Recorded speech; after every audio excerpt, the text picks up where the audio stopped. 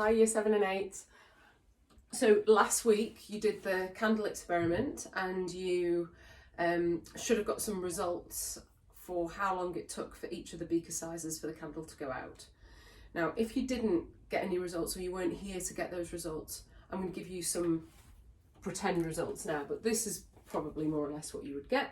So just to remind you, remember we got some tea light candles, and you probably can't see that, got some tea light candles. We put a beaker over the top and we timed how long it would take with a stopwatch for that candle to go out underneath the beaker.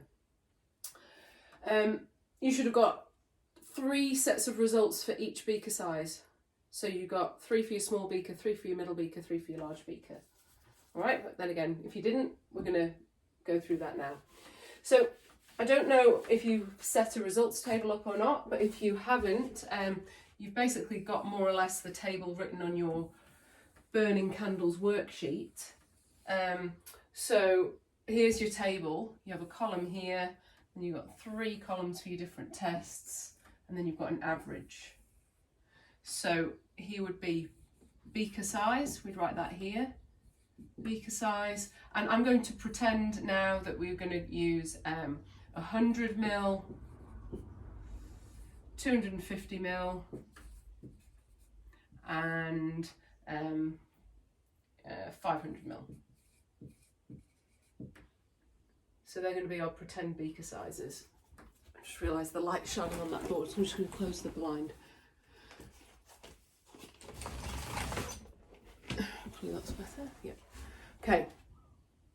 And then what did we measure? Well, that's the thing that we measure. We put along the across the top here, the time taken to go out. So time taken. Actually, I'm going to write that here. Time taken to go out, and then we did it. Time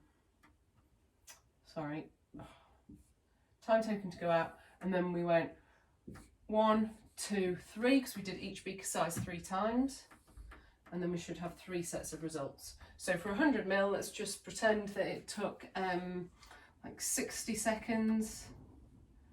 No, it would take less than that. 41 seconds, 43 seconds, and 39 seconds. Here, where it says time taken to go out, I should write the units for what those numbers refer to, because at the moment you could look at that and go, well, what did it take? 41 minutes? Did it take 41 hours? Obviously we know that was seconds, so we're just here, we can just write an S in brackets, and that just tells us that all the numbers underneath are seconds.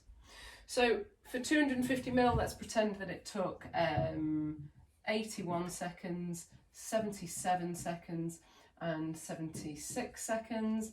And for 500 ml, we'll say it took 132 seconds, 129 seconds, and 134 seconds. Okay, so you've noticed you've got a column here at the end. This is for your averages. So when we plot our graph afterwards, we're not going to use all of these numbers to plot our graph. What we want to do is get an average for each of the beaker sizes. So some of you may know how to do averages, but if you don't, listen up, because this is really important. It's not just important for right now for this lesson, it's important for all of your ongoing science and maths. To get an average, what you want to do is you want to find a roundabout figure, roundabout number that's more or less the same as these, but takes all of these numbers into account. So you're going to get a calculator, use your own, or at the front of the room, in my drawers next to where I sit, there's a tray that says calculators, get one from there. What you're going to do is you're going to add each of the 3 numbers together. So you're going to go, for 100 ml, you're going to go 41 plus 43 plus 39, and then you're going to press equals on your calculator.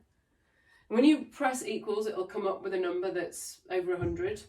And then with that number, whatever that number is, you're going to divide that number by 3. Why do you divide it by 3? Because you added 3 numbers together in the first place. So you add your numbers together, You press equals and then you go divided by 3. And then that will give you a number. So for this one, it would probably give us 41. It'd probably come out as around 41, okay? Not having a calculator in here right now, I should have brought one in, okay? So for this one, you do the same. This will give us an average, which will be more or less those numbers. This will give us an average for more or less those numbers. That's your results table.